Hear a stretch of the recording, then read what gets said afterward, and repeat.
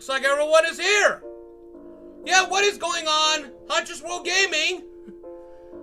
I'm live streaming once again, my bros and brunettes. Today we're doing Mycorrhiza. If you haven't checked out my episode with the prologue, you should definitely check that one out. I had a feeling that I was gonna live stream this game tonight. But to be honest with you, this is gonna be a fun ride. You have no idea. This game is a love letter to a horror manga in the form of a visual novel. It's actually inspired by the works of both Junji from Junji Maniac, Japanese Tales of the Macabre from Netflix, and Masaaki Nakayama. So welcome to Mycorrhiza. Really good visual novel indie horror game. If you remember Doki Doki Literature Club, then you're gonna really like this one.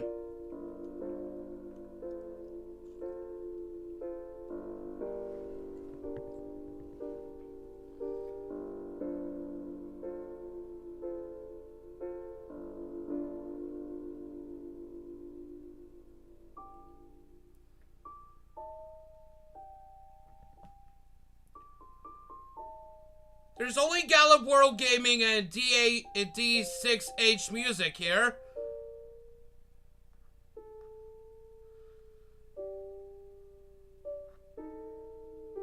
Toki Toki, I remember that started in 2018.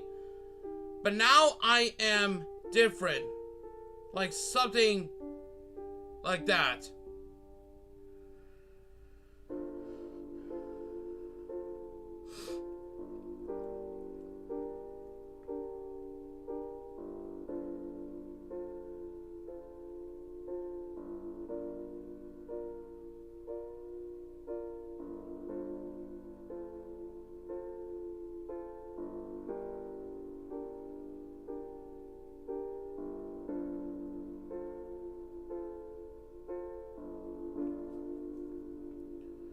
Is everyone else here besides the two? Like, is everyone else here besides Gallup and D6H Music? Because it's just the only two. And sadly, I don't think everyone else is watching me live streaming anymore. Like, are they sleeping late? Well, I know they're really sleeping tonight.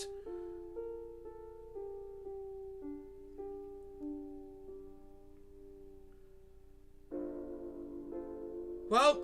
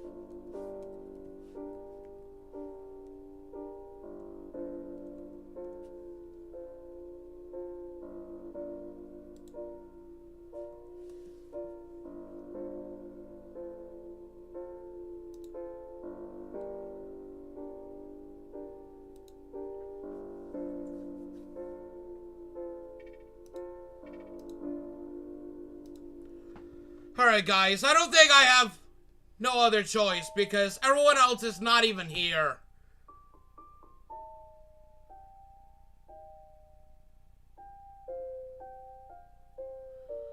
And this is so much disappointing right now. I just started a wonderful live stream for this game. But to be honest with you, yeah, you're back, Gallup, but I was letting everyone else know since the premiere for Transliminal Beyond the Backrooms, or in the latest episodes I've done. But they kind of actually refuse.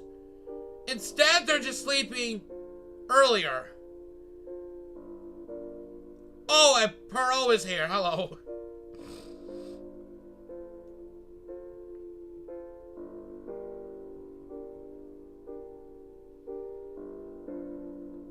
Yeah, my time right now is like 9:09 p.m. for me. And I'm sorry I had to live stream this late. I should have done it like around 6 or 7. Mycorrhiza. It's a love letter to a horror manga in the form of a visual novel horror game. It's inspired by the works of Junji and Masaaki Nakayama, which is right here.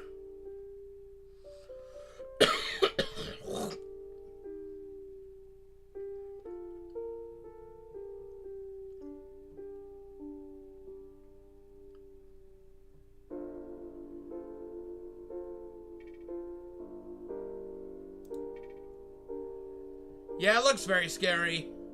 Have you heard of Junji before? He's a really good manga creator of some of the horror stories, like Long Hair in the Attic, Layers of Terror, because those are the episodes from Netflix.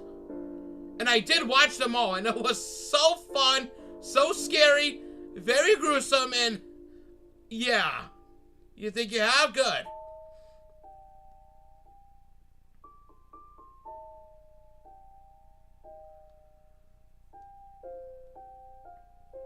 Alright guys,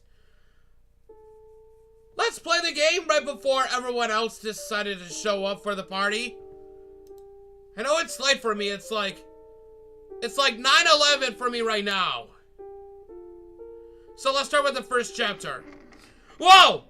Okay, there's a cat and a lot of eyes. Okay.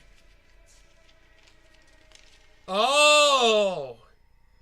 Pets? Pets? Pets! Wait a second, did I have my microphone on for that? Oh, okay. I'm sure you can hear me, guys. Whoa! I shut awake, panting heavily, my clothes sticking to my skin due to all the sweat. My eyes darted around the room, but everything was quiet.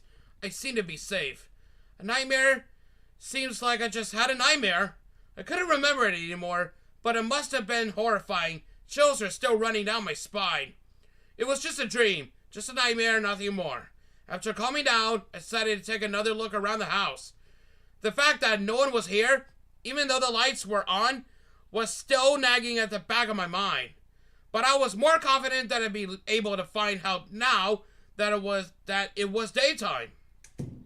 Oh, okay. Looks like everything's daytime right now. It's a little bit shining right now. Okay, I left the bedroom to retry the doors, just in case. They were still locked. I just wanted to go home and take a shower. I smelled my clothes, and they indeed had started to smell slightly sour. This place seemed to have nothing left to offer. I'd be better off out in the streets now that it was daytime. If I wasn't missing my wallet, then I would be getting something to eat as well. I was starving. I left the house for the bright sunlight. The back street didn't seem so bad anymore. I found it to be rather cozy and quaint. I made my way down the path until I heard the faint sound of conversation in the distance. A weight lifted from my heart when I first glimpsed people walking around in the pedestrian area. There were many of them, and as I looked around, I got the feeling that this was a rather small town. Trees and flowers were planted at regular intervals, which gave it more of a rural atmosphere. It didn't matter, I could finally ask for help. Excuse me? Could you tell me where I am? The woman blinked at my approach. She frowned and scowled in my general direction. This is Kejamithe. What? She looked uncomfortable talking to me, so I thanked her and let her be. Kejamithe? I had never heard of the town with that name. Where? How did I end up here? I thought it being somewhere I didn't recognize scared me. How was I supposed to get back home if I didn't have the slightest idea where to go? I took a deep breath to calm myself down. My next best bet would be asking someone to allow me to make a call from their mobile phone. I approached an older man in a business suit. Excuse me, may I use your phone? I'm a bit lost and would like to call a friend of mine so he can pick me up. His lips curled into a grimacing frown. Sorry, I'm in a bit of a hurry. I approached person after person, but I had no luck. No one wanted to lend unkempt, half-dressed stranger their phone. As I made my way through the side streets, I overheard two elderly women. I heard of some violent incidents recently. Most got away with just a flesh wound, saying that they were attacked by someone or something. Yeah, I heard that too. I wonder if it has anything to do with the pet disappearances. I heard of another cat that hadn't come back in several days. I was so focused on the conversation that I almost ran into a girl. Oh my god! Is that the one I saw in the prologue? Because her eyes and the mouth really turned blackish right now and it really got me good. I mumbled an apology until I realized that she had approached me on purpose. Hi. You need to call someone, right? She extended her hand and offered me her phone. How did you know? I've seen you asking people for one. She nervously shuffled her feet and glanced away. Thank you. I won't take long. I took her phone. It was a red flip phone with a small panda hanging from the strap. Oh, I really like that idea. So does your field, or is Pro Gaming 2008. Top bar, red, May's phone. Her background was set to a picture of herself in the pedestrian area. That place in the picture looked oddly familiar, but I was likely just imagining it. I brushed that thought aside and dialed a friend's number, but the call didn't go through. I tried it again, but the result was the same. Maybe their phone was turned off. I tried my parents' house phone, then my job's front desk, then my boss's personal cell. Each time the call failed, I was sure that I had the right numbers. Maybe the phone had a bad connection. Seems like the calls won't connect for some reason. Maybe you will have more luck trying a landline. My phone does act up sometimes. So that her name is May. Okay. May it is. Awesome. You might be right still. Thank you. I didn't want to hold her up any longer, so I gave her the phone back. After a rushed farewell, I wandered off. I wanted to quickly look for another way to get in contact with someone I knew. It occurred to me that I should have asked her for directions to the police station. I turned to look for her, but she had already vanished. As I made my way through town, I could definitely feel the tension in the air. She was right. Everyone was on the edge. While I was passing by an alleyway, something caught my eye. They were too big to be rats. I couldn't really make anything out rather than their eerie glowy eyes. Okay. Do you see that? Do you see that, guys? Something's in the darkness. Some glowy eyes. What the fuck? Maybe it was a cat gang searching the trash for food. It might have been like one of those Suga no Hi games called Cat Ghost, to be honest. Apropos food, I was starving. But I couldn't possibly ask random people to feed me. And since my wallet was missing, I didn't have any money on me to buy something. Oh my god, what's that? What is this? Though there were oddly tempting looking plants growing nearby, buds fixed on thick stems were sticking out of the ground. Each plant was surrounded by a number of small mushrooms. As I stared at them, I felt a pull. Their strange appearance hypnotized me, and without me noticing, my feet inched closer and closer and closer. Okay. What do you guys think? Do you want me to eat them or no?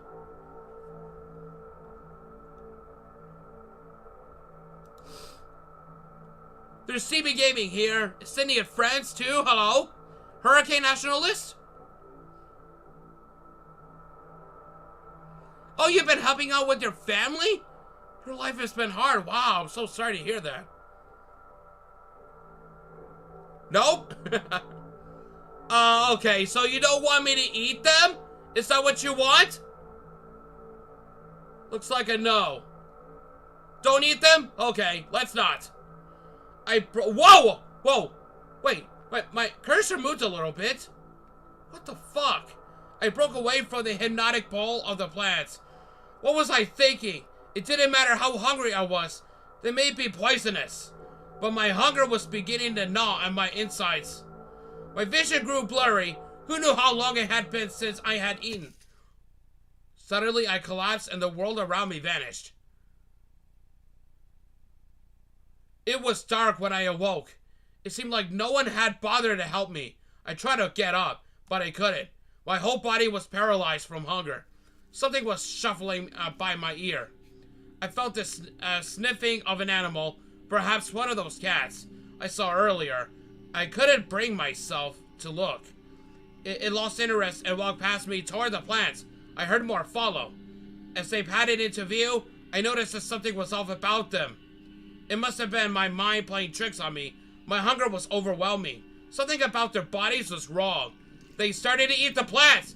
They were smacking rather loudly and made unnatural fleshy sounds.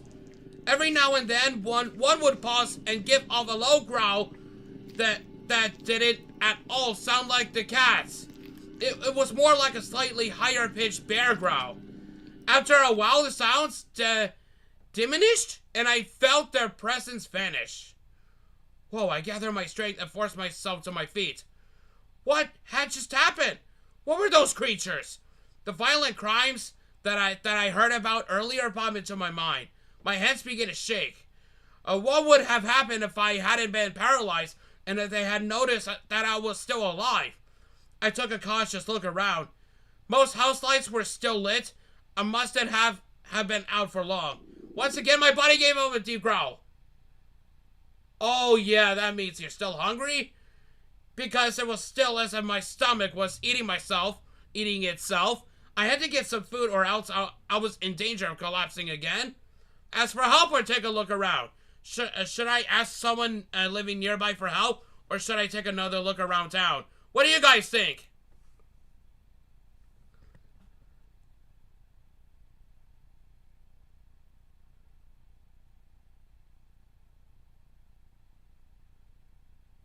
What do you guys think? Ask for help or take a look around? You prefer asking help? Maybe? Okay. I was sure that they turned me away, but I was desperate this was an emergency after all. Uncertainly, I approached the closest house and knocked. I was surprised when the door actually opened. Hi there, come on in. How nice of you to visit. Before me stood fashionably dressed woman with a big smile on her face. Wow! She seemed welcoming, but her movements were rather stiff and almost mechanical. It was as if they had been practiced over and over again. The hat, the scarf, and the bag around her shoulders suggested that she was just about to leave. She seemed to notice my confused look. Oh, the bag? Don't worry about it. I just think it suits me, so I've gotten used to wearing it around the house. That seemed unpractical, but I guess she was very conscious about her appearance. Now, come in. Everyone's already inside. Do we know each other?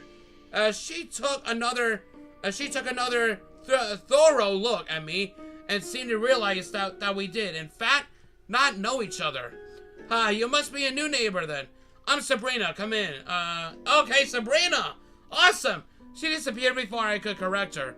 I hesitantly followed her inside. On my way in, I saw the pet food bowl near the entrance with some of the strange-looking plants in it. She'd been feeding those to her pets? I peeked into the living room. A man leaped to his feet as he saw me and stretched his bag hand out to me.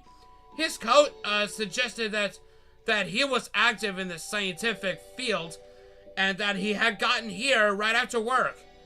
His another arm hung down limply.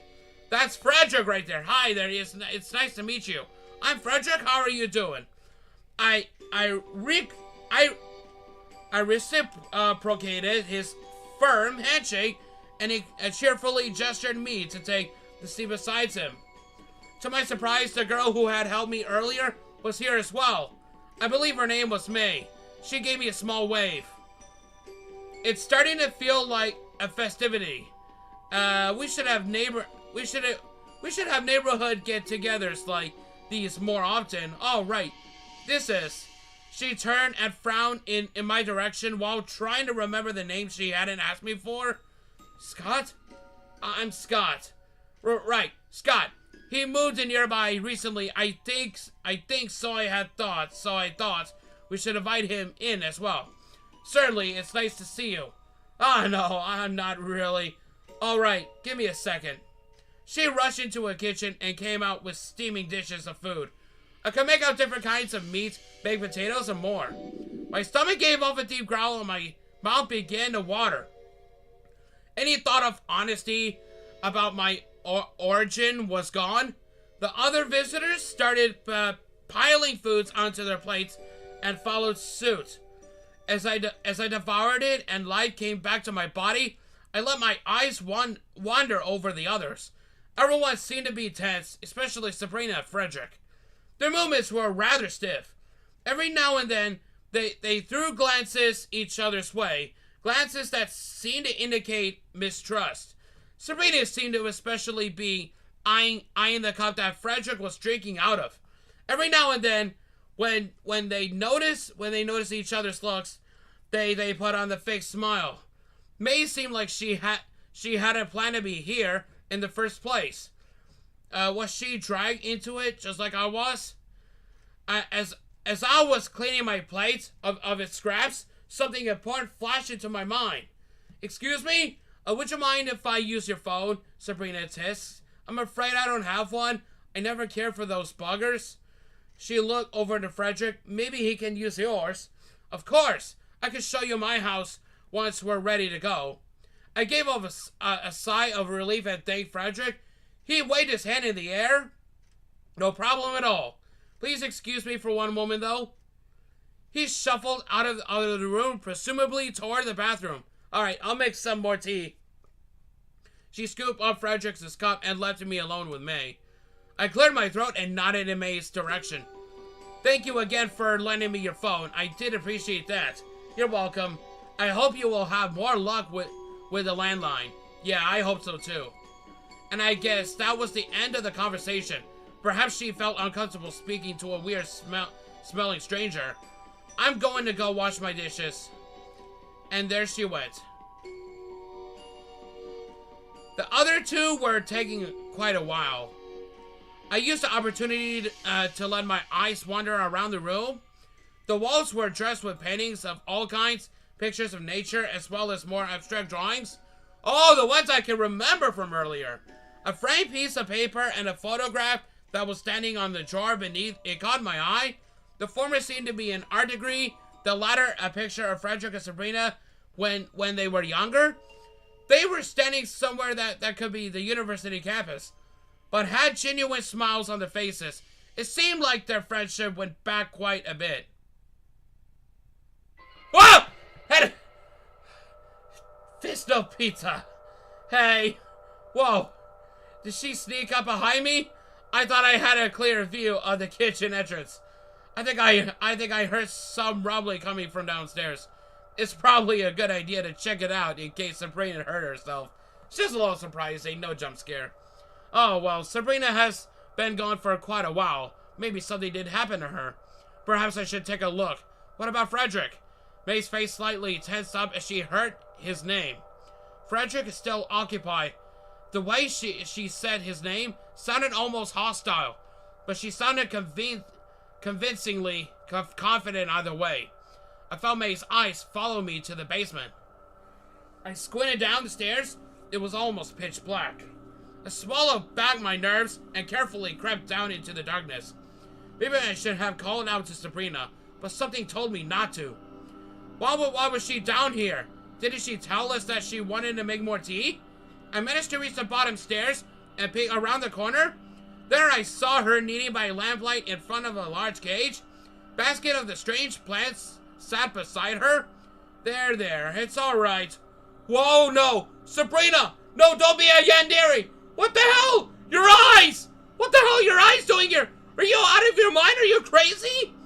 Take a good sniff of the cup. We need to hurry, okay? I know that he's growing another one. I know he sent one after the parents. I'll avenge him to get rid of my biggest rival in one go. She held Frederick's cup to a bar. Something in her voice disturbed me. Whatever was going on, I wanted no part of it. I returned to the living room as quietly as I could. There you are. All ready to go? Upon hearing Frederick's loud voice, I jumped. What I had seen in the basement had made me anxious. I took a quick look around and saw that May was already gone. Sure, I'm ready. Leaving already? I just made some more tea. I turned to see Sabrina standing in the living room entrance with a practiced smile. Sorry dear, I'm just not young enough to stay out late like we used to. She put on a playful pout. Oh, you do want me? Come by again. You know you're welcome anytime. We bid our farewells and set out into a cold night. I was glad to leave. What I had seen was still nagging on my mind. Frederick might be in danger, I had to tell him. I hesitated. How was I supposed to tell him when I myself wasn't sure what I had seen? But I collected myself and went for it. To my surprise, he wasn't nearly as upset at Sabrina as I thought he would be. He actually seemed to be more upset at me. I think you should not have snooped around the house of someone who invited you over. I was left perplexed. What just happened? I thought I was warning him, but instead I'd been scolding like a child. His face relaxed, and he gave me his usual smile. It seemed slightly pained this time. I suppose there's been no harm done. Perhaps he just didn't believe me. I couldn't blame him.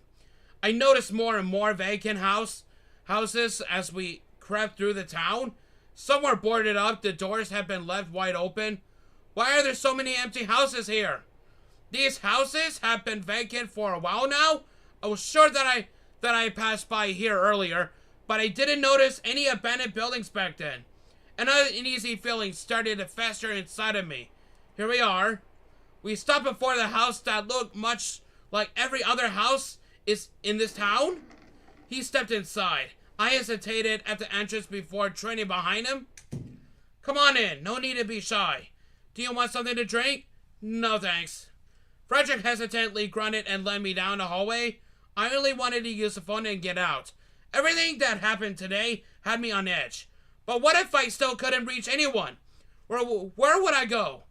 I was balancing a fine line between hope and despair. The phone call would be what would topple me in either direction. Alright, here you are. The phone seemed rather old-fashioned, but at least it had buttons instead of a rotary dial. I picked up the receiver and tried a number. Am I doing something wrong? There's no dial tone. Huh? Let me see. He took the receiver from my hand and pressed a few buttons. He let out a disappointed sigh. Not again. Those damn rodents keep getting in my cables. I'll go take a look at it. Feel free to make yourself at home. In case you get thirsty. He fetched a small bottle of soda from the kitchen, gave it to me, and went into the basement. It seemed like I wouldn't be able to leave quite so soon. Once I held a drink on my hand, I did start to get thirsty. Stay here and wait, or take a look around. I took a sip and thought about what to do next. What do you guys think?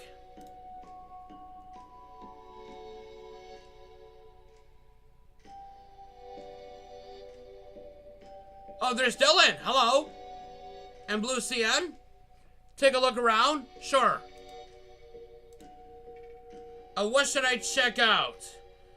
Check the pictures, the living room, or the study? I'm headed to bed, man. Good night, Hurricane Nationalist. See you later. The living room? Alright. It was only one room over. Surely he wouldn't mind. He said I should feel at home after all. The living room was minimalistic and unimpressive. The TV stood in the corner gathering dust. His bookshelf was well maintained on the other hand. I looked over the books. He seemed pretty interested in biology. I love to chat with him about his field sometime once I get out of this mess.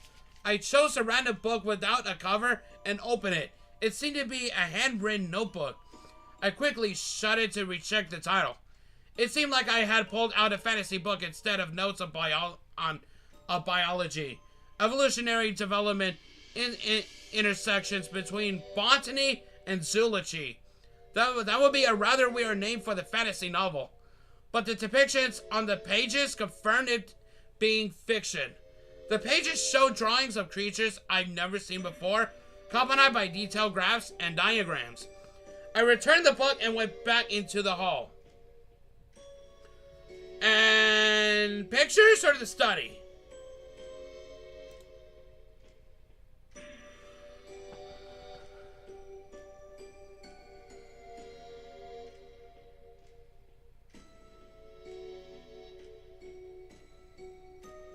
How about the photos? Okay. I took a look at the pictures hanging in the hall. There were too many, but he seemed to be pretty cheerful in all of them. Especially the ones with this dog. For some reason, I hadn't seen it around. Nothing else caught my eye. Wow, that's a really great picture. Look at the dog. Look at the human. Alright, it's all done. I jumped. Sorry, I didn't mean to scare you. No, that's fine. Good thing he didn't catch me snooping around. The phone should be working now. Feel free to give it a try.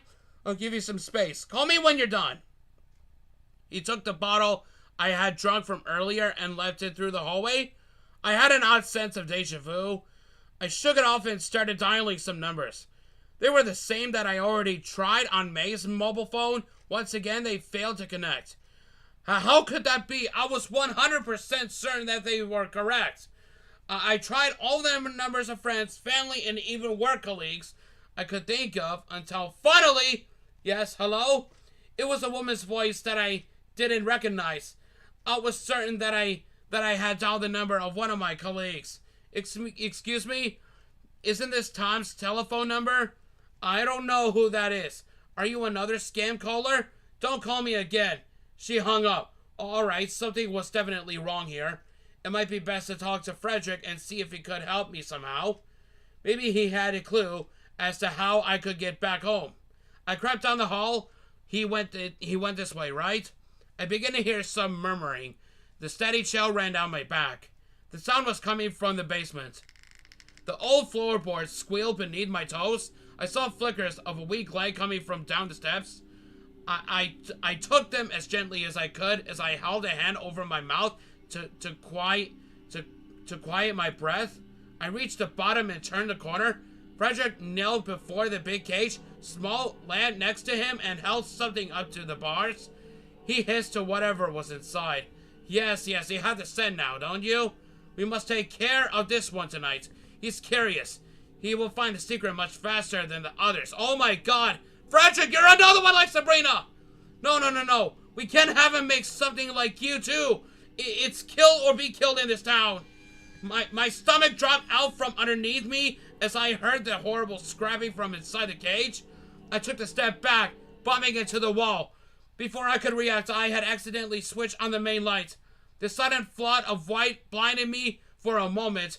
Once my eyes adjusted, the first thing I saw was it. Oh! Oh! What the actual hell?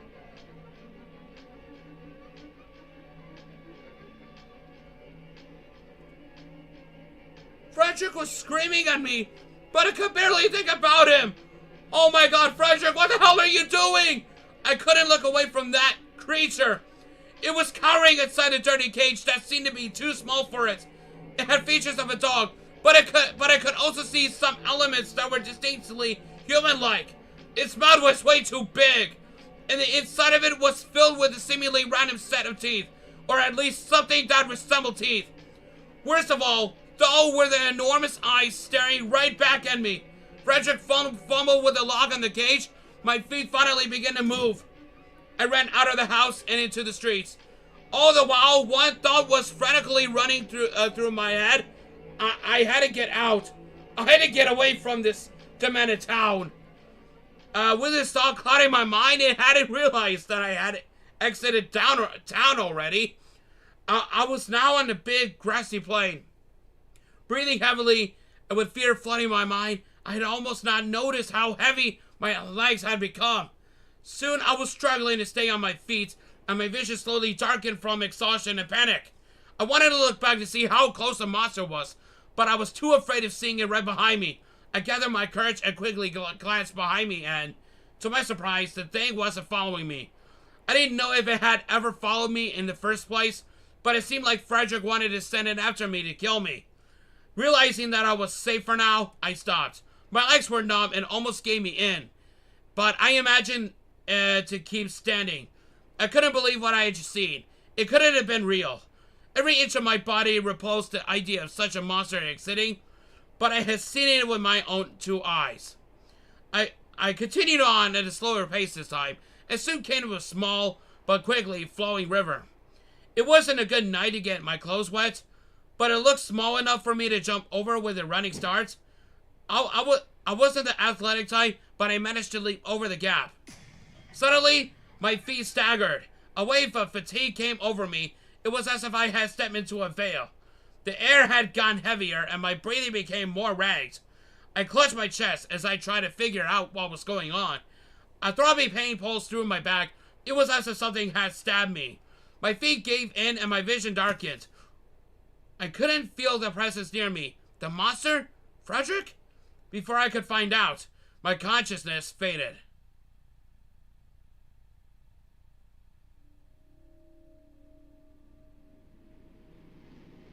Oh, wow.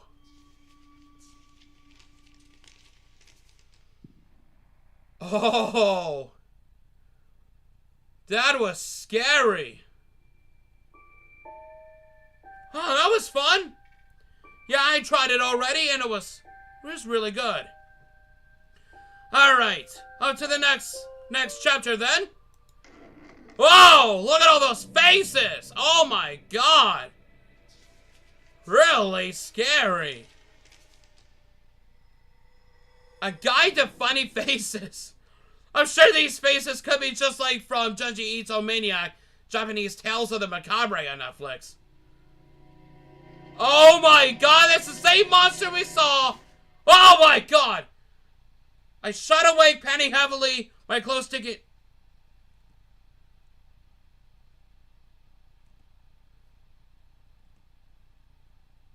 Kind of an animal or monster, and there was some eerie plant. Oh, okay, it's different this time. I'd forgotten most of the dream, but I knew that it must have been terrifying. The pulsing pain in my head slowly subsided. I took deep breaths and kept mumbling to myself that it had all been a dream, nothing more. After calming down, I decided to take another look around the house. The fact that no one was here, even though the lights were on, was still nagging at the back of my mind. Whoa, thanks, Dark. I looked out of the window, confirmed that it was still night. I had either slept for a whole day or only for a few hours. Considering how tired I felt, it must have been a latter. I felt the bedroom to retry the doors just in case. They were still locked. I really wanted to go home and take a shower.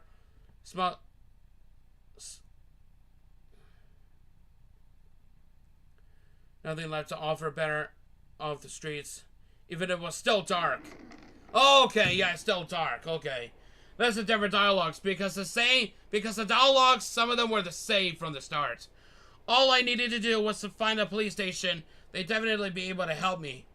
As I wandered around, I grew more and more aware of how big this town was. The buildings were tall and nature was rather scarce.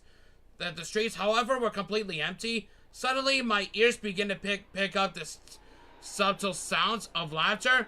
The sounds turned to unease in my empty stomach. It was awfully late for such public crowd. There wasn't cheering or rounds of applause. Just laughter. Loud and obnoxious laughter that didn't seem to subside or grow.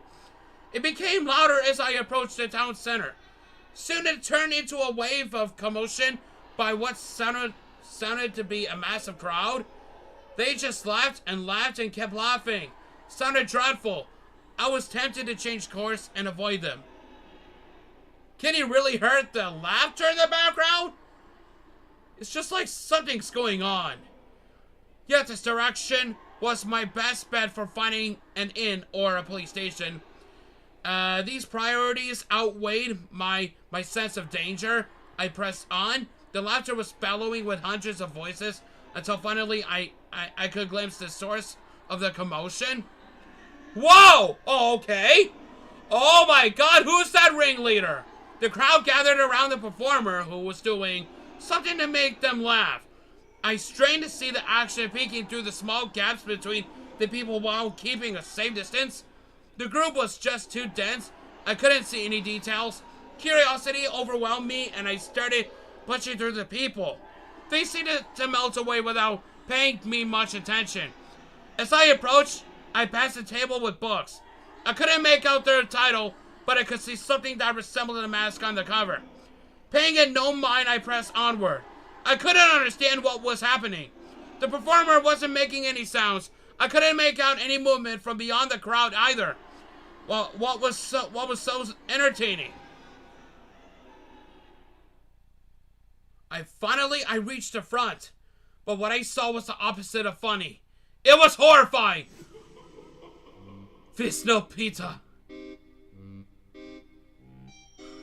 Who the hell is this? This seems so fun. What was wrong with his head? He turned his lips so that everyone in the crowd could have a clear view, as if he didn't want anyone to miss it. Why are people laughing at this? A bystander heard me. Whoa, head. Fun. I don't know, his face just seems so funny. I mean, look at it. I stared at him in disbelief. He and the others really did seem to find this funny. Were they seeing something opposite? No matter how I looked at it, it didn't seem like anything other than disturbing. I averted my gaze and walked away. I wanted nothing to do with this madness.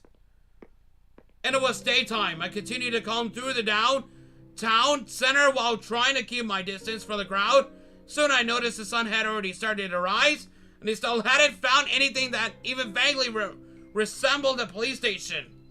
It's kind of creepy, isn't it? Oh, May! May, is that you again? I have walked by a girl that was standing nearby. She was watching the crowd from a distance. Yes, yeah, it is. I was glad to hear that someone else was thinking the same. An awkward pause followed. I had been under the impression that she wanted to start up a conversation, but I guess that wasn't the case. My stomach broke the silence. Are you hungry? Blood shot to my face. It was true that I wasn't feeling starved. Swallowing my pride, I nodded. I have a sandwich with me. You can have it. Are you sure? No worries. I'm not hungry anyways. I had to hold myself back as to not lunge onto it, but I kept my cool and ate it cautiously as to not embarrass myself. Some of my strength returned to me. In the meanwhile, I decided to ask her about this town. Sorry, I don't really know my way around here that well. Oh, so you're not from here? No, not really. Maybe I could help you look. I'm feeling a bit uneasy about being alone here anyways. I glanced back in the direction of the laughing crowd. Sure, I wasn't really, I would really appreciate that. I'm Scott, by the way. Oh, I knew it! It's me! It's me! Again! Nice to meet you. Oh, was it like right before chapter 1, or was it my first time in chapter 1 that I first met May? We set off to look for help. The idea came to someone I knew from May's phone came up, but she didn't have it on her, unfortunately. We approached several people to ask them for directions, but all of them seemed to ignore us. I tried to make some small talk with May every now and then, but her replies were always short and didn't leave much room for follow-ups. But she perked up when I asked her about her family. I have a sister. At first I thought that would be all I get out of her, but she continued about a short pause. She's been home more recently. Usually she leave early and return late or not return home at all for several days. Her job is really important, so it makes sense. But I was really happy when she told me that she wouldn't go to work for a while. I assumed she was finally able to request some time off, but she continued to work even at home. May hung her head and it seemed like I had touched on the sensitive topic. I thought of ways to console her or cheer her up, but couldn't come up with anything to say. Since I didn't have any siblings, it was hard to relate, but it seemed like she really loved her sisters. I could actually relate it more to May's sister. Just as her, I too have barely been home due to my work. And just like her, I likely be working even if I was home. But as opposed to May's sister, I didn't have anyone who was expecting me back home. I decided back against poking any further and instead shifted my focus back to asking people for directions. Without much luck, oddly enough, it was as if they were all going in the same direction, the town center. Do you think they're going to see that performer? Silence. Maybe she just hadn't heard me. I turned around to ask her again, but she was nowhere to be seen. All the same fate. Just as I finished that thought, I felt the presence behind me. I slowly turned around. Ah! This no pizza! There's no pizza! What the hell? What do you think? Do I look funny? What? No! Get away from me! I took a few steps back, almost afraid the man would lunge at me. But he didn't. He just stood there. I see. Maybe I didn't do it quite right. And with that, he walked off, disappointed. He took a book out of his pocket and started flipping through it. For some weird reason, he seemed familiar. What, Frederick? This town was giving me the creeps. I needed to get out of here as fast as I could. But as I turned around, I saw that most of the people walking by had distorted their faces in one way or another. It was as if a virus had spread while we were looking for help. This was madness. I need to get out of here, but where to? And where was May? I was getting kind of worried. I took a look around and thought about what to do. Stay on the main street. It should be easier to find May or a police station that way, or go through the back streets and avoid attracting any unwanted attention. What do you think?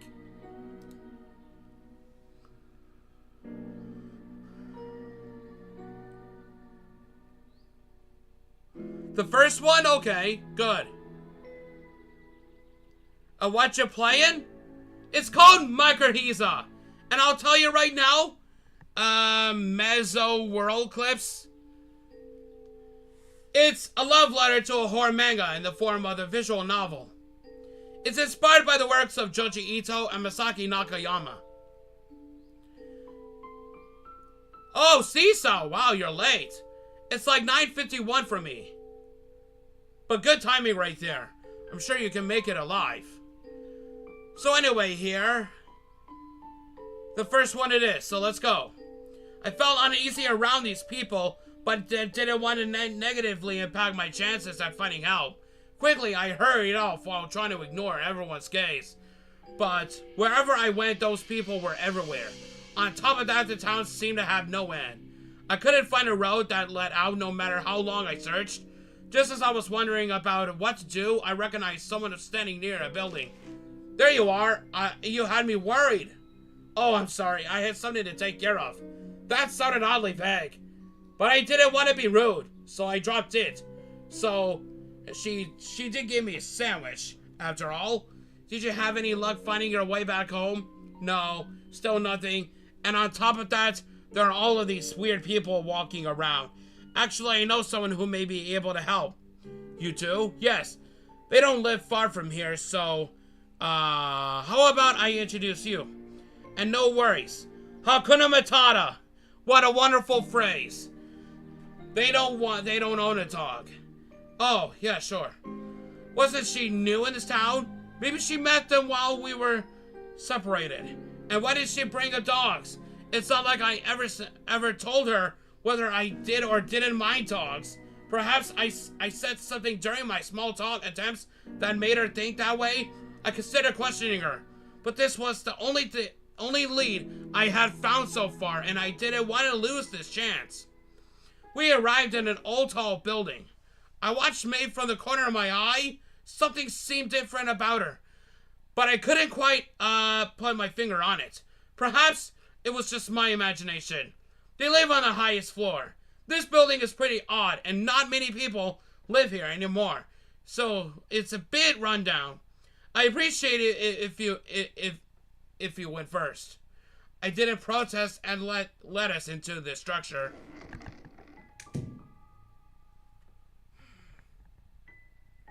The building was quite desolate, just as she had said. This place made me feel uneasy. I didn't want to stay here any longer than I had to. Not only I was afraid that everything would come down on our heads any minute, I could only imagine what could lurk in these abandoned halls. I didn't blame her for wanting me to go first. After climbing a set of stairs, May spoke up again. It should be the door at the end of this hall. I saw the door she was referring to. It was probably the only door in the entire building that wasn't damaged. The clean coat of paint was an eerie contrast in the ravaged environment. And the one living there, and the one living there can help me? No reply. I turned around and saw nothing. May was gone again. She could have at least said goodbye. I walked up to the door and knocked, but it was already open. Maybe I had the wrong floor after all. Yet May had seemed certain. What should I do? Enter the apartment or take a look around the building?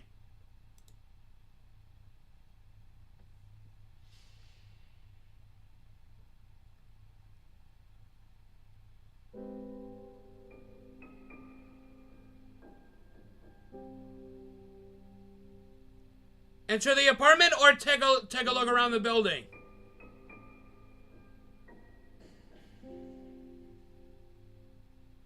What do you want me to do?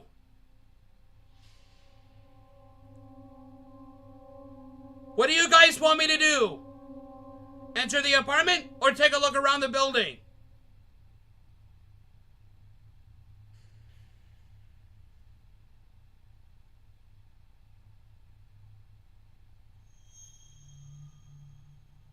I'm waiting.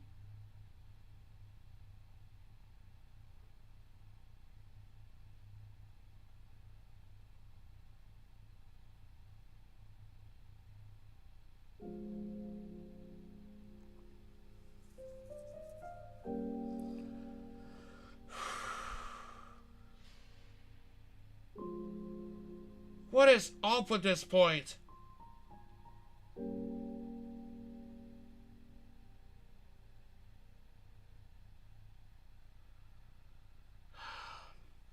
Please, I'm waiting for you to answer me, okay? I cannot wait this much longer.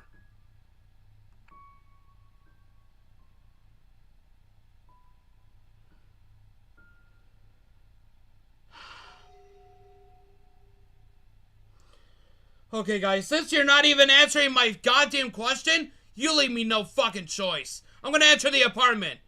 Because screw that shit. I've been waiting for you to answer me, but you definitely refuse. Perhaps they forgot to lock the door, or May had already notified them that they were coming and they left it open for us. I gave the door a soft push. Hello? No reply. It was a very small apartment. The door opened to a living room, which seemed to double as a bedroom. A single corridor led to two more rooms, like the bathroom and the kitchen. Just like the door itself, everything looked way too clean and tinted compared to the hallway outside. I stepped in and peered through the window, hoping to spot this person that I was supposed to meet. Everything looked normal from up there, but I knew that wasn't the case. Something was wrong with this town, and I was trapped here. Would I ever be able to return home? I had people who relied on me. Would my team at the lab manage without me? I tore myself away from the window. This wasn't the time to think about that. I should be concentrating on finding a way out. I thought about what to do next. Stay here and wait, or take a look around the apartment. You got to answer my goddamn question, everyone! Please! What the fuck is the matter with you? You did not even want to give me answers?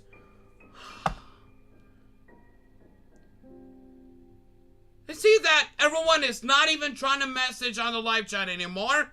I guess they're all sleeping, so... Blue Sand, fucking finally! What the hell? Everyone was not answering my goddamn question as to why I could neither enter the apartment or take a look around the building. But everyone didn't even answer, and they left me no fucking choice. So please, you got to answer my question right now. Should I stay here and wait or take a look around the apartment?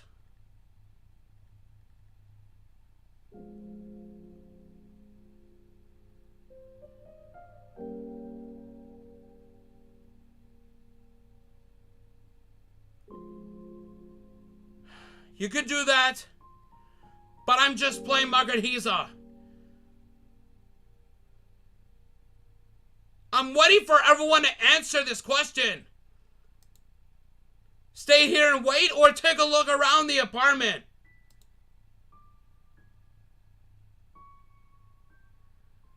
Gotta go to sleep. Good night, Seesaw. Looks like Sydney is asleep too. So everyone else is not even gonna fucking answer, so fuck that! I'm gonna do it myself because you couldn't not even give me a fucking answer. So I'll stay here and wait.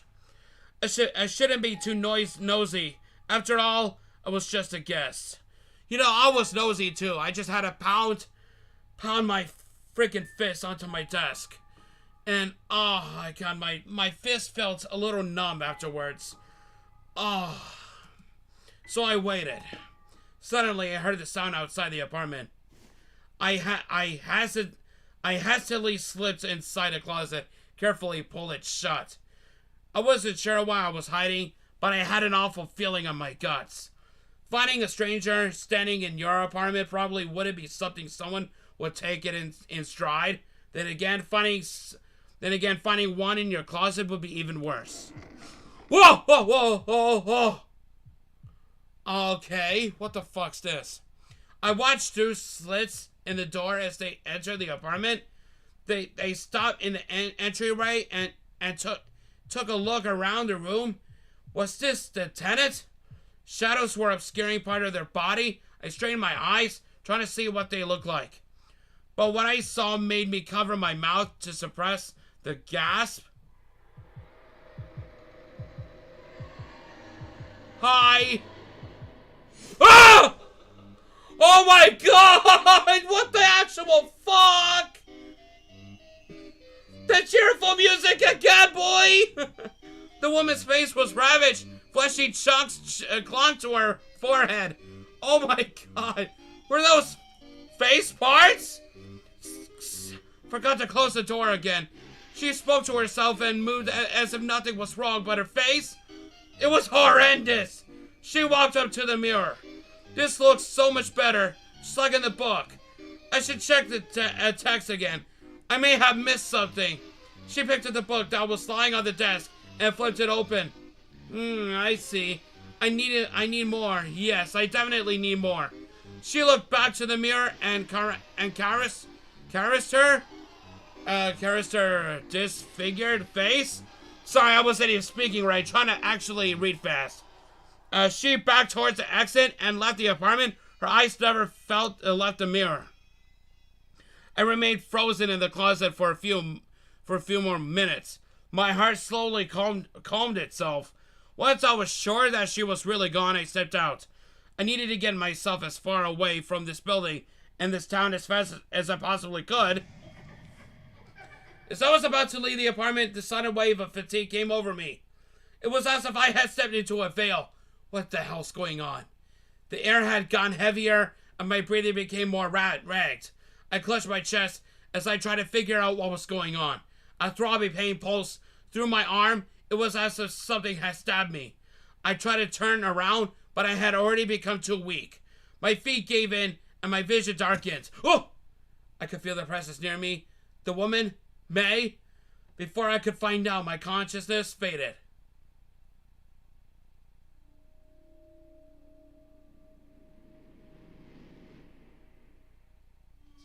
Wow! Damn! Okay, so we're on to the last one, I believe. And it's in chapter 3. Sorry that I was getting a little bit upset. What the fuck is that? It was that lady. That was horrendous, I believe. Alright, so I thought we should do the last one, huh? Let's do it. Oh, look at those fingers.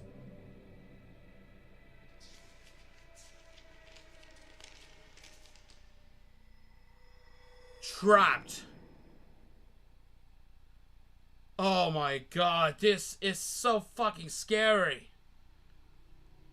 Oh! Well, this thing was so... oh my god.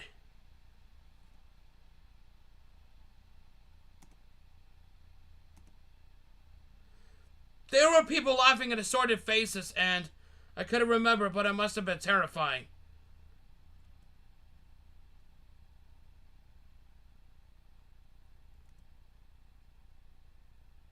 Started to take another look around the house. The fact that no one was here, even though the lights were on, still nagging at the back of my mind. What I saw when I opened the door was not what I had expected. Whoa! Whoa! Oh my god, instead of the living room, I had entered the bedroom through. I found myself in the middle of a long hallway. A row of doors. Interspersed with handrails covered each wall. I could hear people chatting at the distance. Where was I? And how did I get here? This place looked like a hotel at first glance. A place with a room number was hanging next to all the doors. Mine was 215. As I moved towards the end of the hallway, I took a more thorough look at my surroundings. The floor was lined with a red carpet featuring an elaborate design. The red and white walls complemented the elegant atmosphere. On the ceiling hung electrical lamps that were similar in design to candles. As I stepped out of the hallway, I was momentarily blinded by the bright ambience. A huge chandelier was hanging on the ceiling of the grand hall I had stepped into. I seemed to be on the upper floor of this two-floor structure. The ground floor, apparently a restaurant area, was lined with tables. Multiple people were dining and happily chatting with each other. A huge window across from me showed a big body of water. Was I in a hotel by a beach? The water looked oddly close. I needed answers.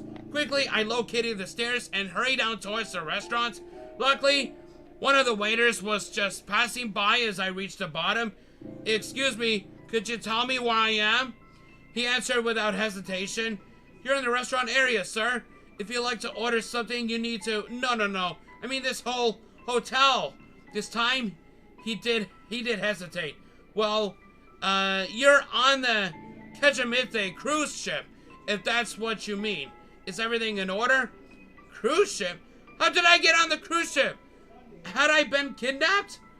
Would my kidnappers let me walk around freely? The waiter had a concerned look on his face.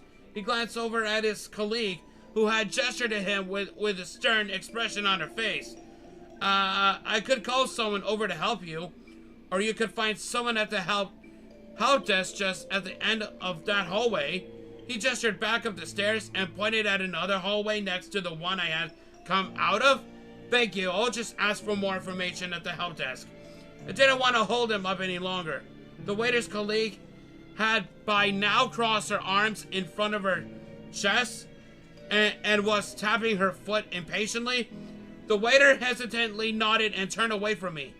The cruise ship, I didn't remember everything ever booking a ticket for a cruise. But as I rummaged through my pockets, I did find a key card with a number 215 on it. Right? The help desk. I should be able to find out more there. I made my way back up the stairs. The room at the end of the second hallway looked like a lounge area. It was filled with comfortable sofas and armchairs. Multiple groups of people were chatting to each other. I could see children playing near what I assumed to be the help desk. I quickly approached a man standing at the desk who perked up from the documents he was browsing.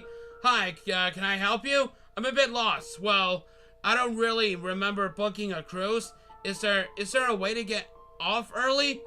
He looked at me with a similarly puzzled expression as the waiter.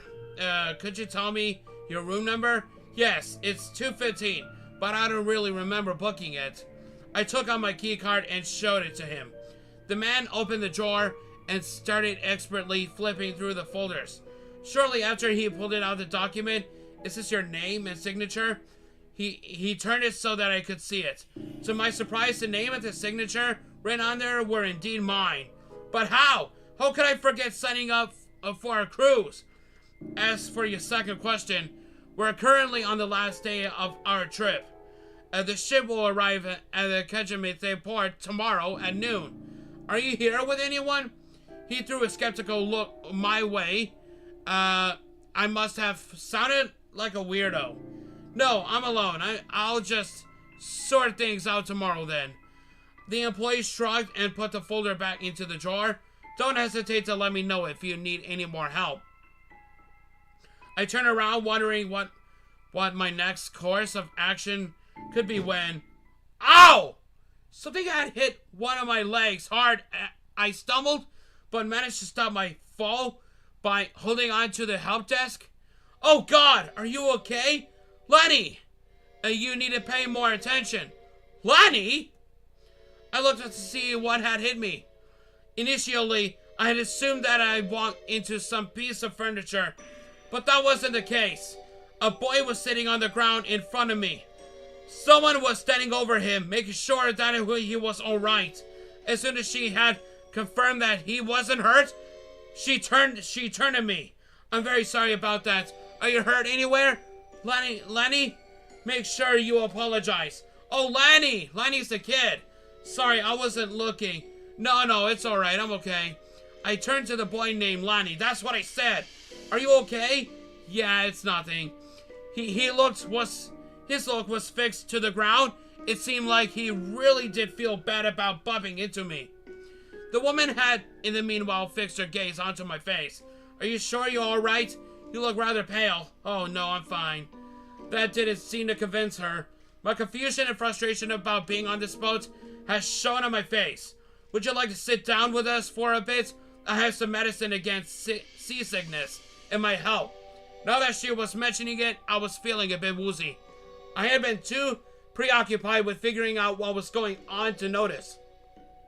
She led me to one of the sofas and motioned me to sit down.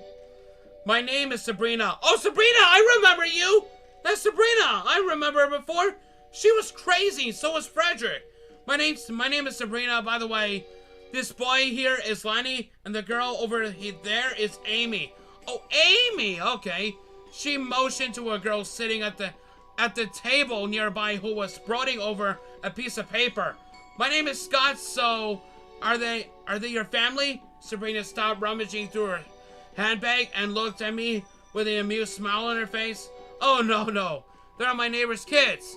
We're good friends, and I paint with their children sometimes. I'm currently looking after them. While Sabrina was still looking for the medicine, Lenny approached his sister and peered over her shoulder. He then grimaced and walked over to our sofa and took a seat next to Sabrina. Here you go. She handed me the pill from a small bottle. Out of the corner of my eyes, I saw Lenny motion to Amy. I don't get how she could be so into drawing. It's boring. She's been at it for at least half an hour, and it still looks terrible.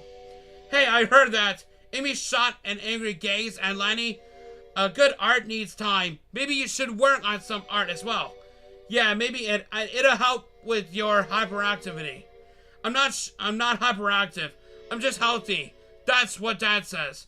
I guess so. If I had any ounce of knowledge about music, I could help you relieve your energy. That way, at least. Though it's also been a while since my art. Sabrina trailed off with a sad look on her face. Don't worry, it's okay. I've been figuring things out on my own. Also, I've been asking Dad and Mom if they can buy me a melodica. Melodica, okay. I'm pretty sure I'll get one soon. You two really seem to have a knack for art and music. Your parents must be proud of you. I don't know about Amy, but I'm pretty sure they're proud of me. Amy shot another angry glance Lenny's way. but didn't retort. She seemed to be the mature one in their sibling relationship. Oh, wait, that's Frederick. That's Frederick. I know who he is. Hey, do you have any more of those pills? I jumped slightly. A voice had called out from the right behind me. As I turned around, I saw the grumpy-looking man. Sabrina grabbed her handbag once again. Another one, Frederick. It says on the package that one should be enough. I knew it. It's Frederick. Apparently not. I can't work while feeling like crap. Why did I agree to go on this trip? Sabrina gave him a skeptical look, but handed him a pill without saying anything. Frederick turned around on the spot and trotted off Sabrina's side. Sorry about that. He's usually more pleasant. The seasickness must be getting to him. That coupled with an upcoming deadline for an article. So he's a journalist. No, that's not what I meant. He's a biologist and he's been working hard on getting something published in that one magazine. If you ask me, his obsession with getting more publications is a bit unhealthy. A fellow scientist? Now that I thought about it, I hadn't written anything in a while myself. Way more pressing matters had taken up my time recently. The spores were still... I jolted up. Sabrina looked at me in surprise. Thank you for the medicine. I feel better now. I should get going though. I was way too anxious to sit still. Even though I knew that there was nothing I could do until the ship came into port the next day. Alright, take care. Feel free to let me know if you need any more medicine. I thanked her again and said goodbye to the siblings and headed back towards the sleeping quarters. But I stopped just before the hallway that led to my room. My eyes wandered towards the big window. The sun had started to set, but I didn't feel tired at all. Likely because I had awoken just recently, and so I decided that the best way to dispel some of my anxiety was to take in some fresh air. I continued on past the hallway and about onto the deck. A salty breeze hit my face. I could hear the soft splashing of waves against the hull of the ship. This place was way emptier than I had expected. Less than a handful of couples and some families were standing near the edge of the railing. One of those couples had their dog with him. Every now and then, when it heard the call of the seagull, it jerked its head around. Were one of the pairs on this deck, perhaps Amy's and Lenny's parents? Absentmindedly, admitted Diddley. God damn it, these words! Why? My grammar's bad! Stop it! I approached the railing right by the door and looked over. We were very high up. Looking down at the waves hitting the ship, Hold had an eerily hypnotic effect. Combined with the cool air and the sound of water, it calmed me down. And there's May again. Hey, I tripped up. Someone was standing at the railing right next to me. Sorry, didn't mean to surprise you. No, Hakuna Matata. It's okay. It looked like she had been standing there for a while. Did I somehow overlook her? You looked a bit confused, so I wanted to ask if you're alright. Oh, well, I guess I'm a bit lost. I had a feeling she'd be no more understanding than the employees, so I decided not to tell her too much. I'm a bit lost too. I might sound weird, but I'm not sure how I ended up here. Wait, that sounded oddly familiar to my situation, but she's seen him misinterpret my surprised look. I know it sounds odd. It's just like in dreams. Whenever you try to remember how you got to the place you are dreaming about, you can't. So I wasn't the only one. There was someone else here who was experiencing the same thing I was. Knowing this slipped in my spirits. Just as I was about to tell her about my situation, she suddenly perked up. Sorry, I should go. I promise. Oh no, I was about to read the last one because I accidentally pressed enter that fast and way too early.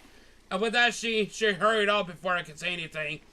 I was slightly frustrated by the fact that I hadn't been able to confide in her. But I could seek her out tomorrow, I guess. The sun had meanwhile almost set. The blood red stripe was visible on the horizon. I set out back towards my room. With nothing better to do, I got into bed and tried to sleep. My night was restless, Half of the time, I wasn't sure if I was awake or asleep. Weird sounds kept waking me up.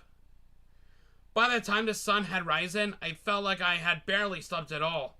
Today would be the day we'd arrive at the place called Kejamide. From there, I would be able to get back home one way or another. I rolled my eyes as I opened the door that led out into the hallway, but something was wrong. The hallway looked different. Was it shorter? There definitely used to be more doors here. It was as if a new wall and door had appeared where the hallway originally continued to the restaurant area. I approached the new door and tried to turn the doorknob, but it was locked. Slowly panic set in. Was I trapped in here? Did everyone already leave? There was no way. They had left me behind, right? I quickly approached one of the doors in the hallway and knocked. Silence. I tried the next, and then the third. All was silent. My heart rate accelerated. I forced myself to calm down and think this through. There was no way they would leave a passenger behind, and even if they did, they would notice sooner or later that I was still in here. The most productive thing to do right now would be checking if the other rooms were open. Maybe I could find a way to make people aware of the fact that I was still in here. I considered which door to try first. Which room should I go into? 1, 2, 3, or 4? Because I've been waiting for your answers, you know? Okay, since you know, even though you're not trying to answer my questions anymore about these options right there, every single option, I guess I have to do it on my own, since you're not even trying to answer my questions no more about what to do. So I'm gonna go with room 2. The door creaked open and light spilled into the damp room. A crowd of about 40 people occupied the space. Some were sitting on the floor and some were leaning against the dirty walls. Suddenly, that's Frederick. Suddenly, someone near the door darted up and shoved me aside. It was Frederick, who I had met only briefly while I was chatting with Sabrina. He tried to force himself through the door, but was stopped midair. An invisible force was pushing him back. Some more people approached the door and tried the same, but to no avail. Damn it! Frederick slammed his fist into the wall. I thought this was my chance. Frustrated, he went back to where he was originally sitting. I turned back towards the door. A slow, creeping panic set in. Was I trapped in here as well? I hastily tried to walk out of the room and succeeded. Relieved, I went back inside. Wait, you can leave the room? Frederick shut up and walked up to me until he was way too close for comfort. We need food. You get some for us, right? That sounded more like a threat than a request. Yeah, I could do that if I find some. I stepped back so I didn't have to smell his sour sweat anymore. Do you happen to have anything here that you don't need? Just in case other people trapped on this ship need anything specific? He looked at me as if I had just made a joke. What? No. Even if we had anything, we wouldn't just be giving it away. I looked at him skeptically. Alright. I know what you want. I have a gun with me. And if you bring me food, I will trade it for the gun. A gun? I never used a firearm before, and I wasn't sure how a gun would help me in this situation. Hesitantly, I agreed to escape Frederick's impatient gaze. Maybe it would come to handy after all. But you'll have to make sure to share the food with others. Alright. Whatever, just give us something, alright? I don't have anything with me right now, sorry. Then get the hell out of here and find something. Whoa! He shouted at me and shoved me out of the room. I tripped and fell to the floor as he slammed the door shut in front of my face. That guy was a huge jackass, but I still felt bad for the other people in the room. I had to go back there eventually if I wanted to help them. I dusted myself off and turned towards the other doors. Okay. Let's go with 1. The room was unfurnished and windowless. The sole light bulb in the middle of the ceiling illuminated it faintly. I could see about 15 people sitting on the dirty ground. Most of them seemed to be adults, but there were a couple children cowering next to what I assumed to be their parents. One person for the group, an older man, raised his head as if waking from a dream. The door, it's open. More and more people lifted their heads, and I could feel their stares piercing me. The man was the first to stand up and shuffle towards the door. I stepped inside, but as he tried to cross the threshold, he suddenly stopped. He was frozen in midair, his fingers tight as if he was exerting great effort. Disappointed, he stepped back. It's no use. He sulked back to his spot and slumped to the floor. The other people in the room lowered their heads, their hopes dashed in an instant. I wasn't sure what was going on, but it was evident that they were in trouble. I quickly walked up to the older man. Hey, do you know what's going on here? No. We all woke up in this room and are unable to leave. And now it seems like you're stuck here with us as well. I somehow am able to get through these doors, while the people on the other side can't. The man stared at me with wide eyes. This means that you, instead of the girl, might be able to help us. Right after he uttered those words, some of the people in the room lifted their heads and looked at me with a look of disbelief and some with hope in their eyes. So there was someone else on the ship who could enter and exit this room freely. What did she look like? He started explaining. I soon realized that this description fits someone I knew. It sounded just like the girl I had met on the deck yesterday, so she got into this mess as well. Okay, we asked her to help us, but she just left and left. That wasn't quite how I remembered her, but it wasn't like I'd known her for a long time. Was her nice appearance just an act? I shifted my attention back to the man before me. There are more people trapped behind other doors. Please let me know if you have anything that you don't need, or if you are in need of something. That way I can make sure that everyone gets out of here safely. Some people nodded in agreement, while the majority stayed stoic. A woman stood up, got something from the shelf, and approached me. We found some medicine in this room. We can't give away all of it, but maybe it will help someone. The label was barely legible. I could make out the letters. Fun it. Oh, that's a great one. I still gladly took the bottle and thanked her as she trotted it back. Thank you. Please, if you find any food, bring it to us. All right. I should head out, but I'll let you know if I find anything. With these words, I stepped back through the door. It closed behind me as if a wind gust had suddenly blown through the hallway. 3. I entered the dimly lit room. It was desolate except for a few cans of food and a few water bottles in one of the corners. There were also 2 rather young children, one boy and one girl, in the middle of the room. As I saw the girl kneeling over the boy's motionless body, my heart dropped. It was Amy and Lainey. Oh, those. Okay, I remember them, yeah. She looked up at me with pleading eyes as I rushed to their side. Lainey was covered in sweat, indicating the heavy fever. His limbs were heavily bruised and he was heaving. I glanced over at Amy. Fortunately, she seemed to be alright. I'm Scott. We met already. We met yesterday. You're Amy, right? Yeah. Oh, her voice was shaking. Lenny is sick. Don't worry, Amy. We'll find a way to help him. She hesitantly nodded. That seemed to calm her down a bit. I had some medicine on me. Or at least that's what the woman who gave it to me called it. I couldn't really read the label. Should I give it to Lainey? Yes or no? I'm trying to think, but you guys are still not chatting. So you guys might be fast asleep. So I'm sorry that you couldn't even come. So I had to do this myself without you guys. Because you guys left me no choice. So I'm gonna do some decisions myself. I'll go with yes then, just in case. It seemed like he would die if nothing was done.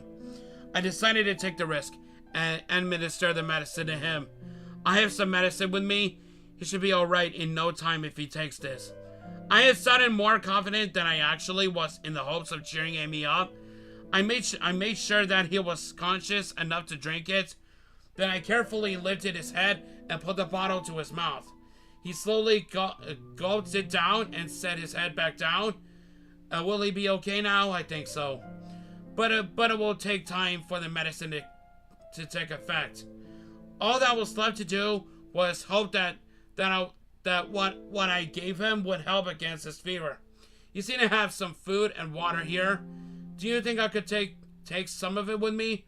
More people are trapped in here, and if they don't seem to have any, I don't mind. Thank you. She didn't seem very talkative, but that was to be expected considering how concerned about her brother she must be. I will let you know once I find something that I can help you, okay? Alright. She turned back towards her brother. I walked by the canned food and considering taking some with me. I think I should take a half. I decided to take part of it with me. Then that way, they would still have some left. I left the room and found myself back in the hallway. Okay, I think I should go to the last one, I believe. The room seemed to be empty except for the lonely light bulb hanging from the ceiling. It didn't seem to be working properly as it barely gave off any light and flickered every now and then. It took my eyes a while to get adjusted into the darkness, and right as it did, I realized that the room wasn't actually as empty as I had thought. A huge dog that I hadn't seen right away because of the poor lighting was just a few feet in front of me. It must be the same dog from the first chapter, and it was determined to rip me into pieces. I hastily stumbled backwards, almost tripping. This was it. I thought I was going to get mauled. But nothing happened. All I could hear was the rattling of a chain. I slowly opened my eyes and saw that the dog was fortunately chained to the wall per its red collar. It was vehemently struggling to get free. After confirming that there was indeed no risk of getting free, I took a closer look around the room. There were small, glittering objects strewn across the ground next to the animal. Next to the dog was a body, a badly mutilated one. A foul feeling spread through my stomach. Did the dog do this? The corpse was laying too close to the dog to examine it. Instead, I cautiously inched closer to the object scattered on the ground next to it. I picked one up and examined it. It was a bullet. I had no use for the bullet yet, but if I did in the future, I know where to find one. When I took another close look at the area behind the dog, I saw that there was an opening in the wall. It seemed to lead into another section of the ship. It was the first time since getting trapped here, and I had seen a possible escape route. The only problem was the furious animal blocking it. I could think of a way to get around the dog without getting mauled. So I decided to retreat for now and look for a way to get past it without getting myself in danger. Suddenly, I felt the floor beneath me vibrating with increasing intensity. What was happening? An earthquake? And the intensity of the rumbling increased, and soon I was thrown from side to side. I struggled to stabilize myself, but ultimately failed. My back hit the wall hard and I fell to the ground. I rolled into the boat, trying to protect my head as I slid along the floor. The sound of a metal breaking apart filled my ears. It was deafening. And then it stopped just as suddenly as it had started. Startled. I stayed in the fetal position for a while longer, fearing that everything would start shaking again. But it seemed like it was finally over. Were the people inside the rooms alright? Had we perhaps run ashore? Would someone come and rescue us? Now that we were on land, a myriad of questions filled my mind. My eyes fell on the locked door to the hallway. Something about it was off. It was barely noticeable, but it seemed like the door was slightly skewed. I quickly approached it, turned the doorknob, and pulled on it. It was still stuck, but it did feel like I would be able to pry it open with more force.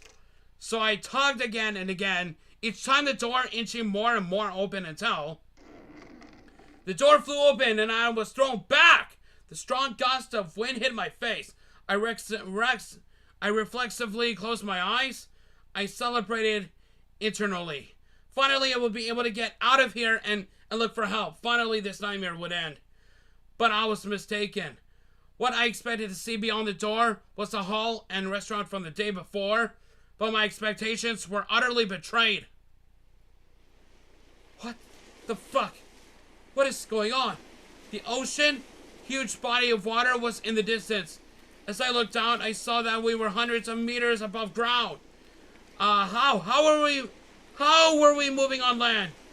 What shocked me the most was that I couldn't make out thin, long legs supporting the ship. I saw the hand there. Do you see it?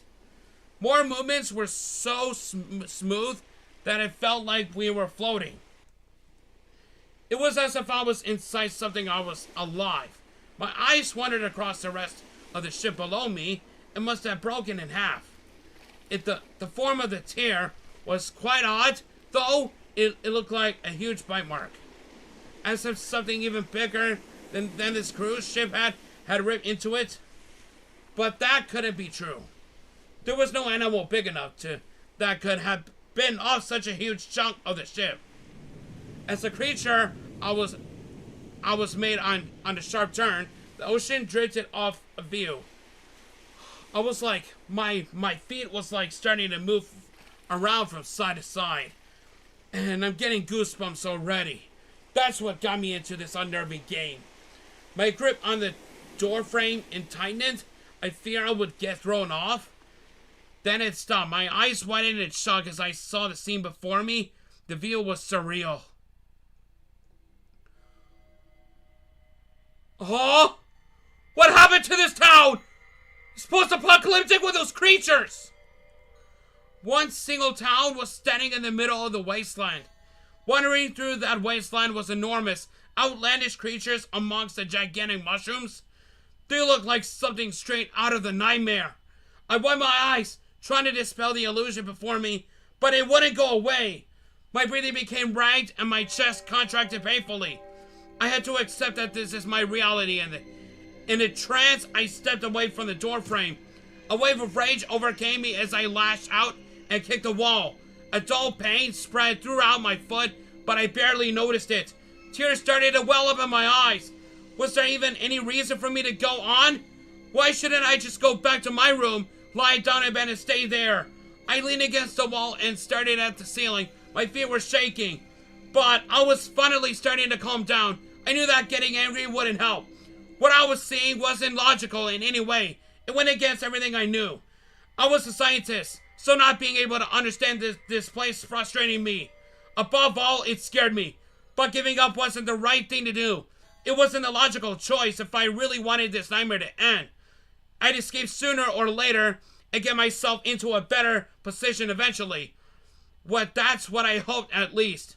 The ship may still be suspended high above ground, but there must be some way to get down. I would figure out what to do next once I was out of there. I closed the door and slowly let my eyes drift over the four doors in front of me. Oh, okay, maybe let's try the second room first. The first thing I did after entering the room was taking a quick glance around to see if Frederick was nearby. To my detriment, it was. He jumped up as he saw me come in. Hey, did you bring anything useful with you? He didn't even offer so much as a greeting. I do have food on me. Maybe I could trade it for the weapon. Should I trade the food with Frederick? Yeah, I think that's our agreement on this, so let's do it. I decided to give the food to Frederick. It was probably a good idea to have the weapon with me in case I run into something out there. I have some food with me. I can give it to you, and you can share it with others. Frederick took a quick look around as if to make sure that no one was watching. Then he took a gun from his pocket. Okay, thank you so much. Here, take it quickly. Don't tell anyone you gave me this, okay? I was definitely not okay with keeping the food a secret and was about to protest. But he had already taken the food and shoved me out of the door into the hallway. He threw the gun at my feet and slammed the door shut. What a jerk, I thought. Well, at least I had a gun now. I had never really used one before, but I've seen my fair share of crime movies, so I was certain that it would work out somehow. How hard could shooting a gun be, right? I checked the magazine to see how many bullets were in it. It was empty. Of course it was empty. That's why he had handed it over so easily. Otherwise he could have threatened me with it instead of treading it in.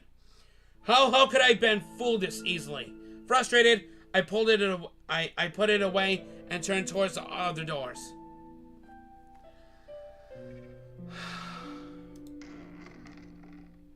I was worried about those two. All kinds of terrible scenarios had popped into my head. I glanced around the room. They fortunately seemed to still be more or less okay. I approached him. I had given Lanny some medicine, so he should be doing a little better. How is your brother feeling? Amy did seem to be much more calmer than last time. His head doesn't feel as hot anymore. He has been sleeping for a long time, though. For a second, I considered the worst, but his pulse was fortunately still there. He just seemed to be in the better state, and I was hopeful that he would get up soon with enough rest. How about you, Amy? Are you holding up all right? Yeah, I think so. I should get going again.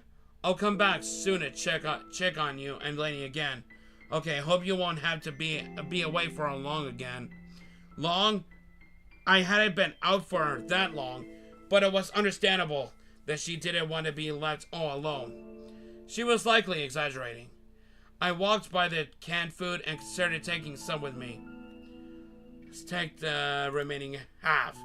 I decided to take the rest of the food with me. They'd be fine for a bit without it, and this would give me some trading leverage, which in turn could help them if I can find some medicine to trade the food in for her. But I couldn't help feeling terrible, even if my decision seemed logical to me. I left the room and found myself back in the hallway. I think I should go back into room 2 just in case, if I give the rest of the food to Frederick. I heard a big ruckus coming from beyond the door as I opened it. This startled me and I almost slammed the door back shut. How did I not hear this commotion out in the hallway? People were screaming, punching, kicking, and pulling each other's hair.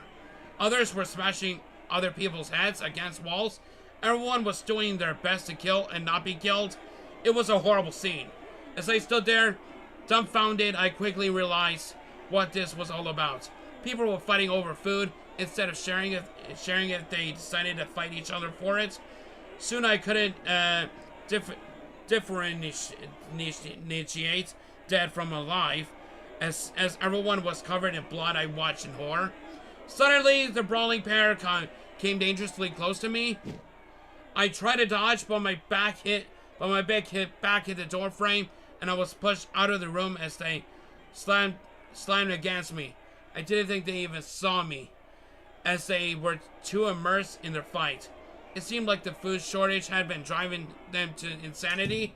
The door slammed shut, and I was left alone out of the once again quiet hallway. Hesitantly, I debated whether or not I should go back into the room and try to break up the fight.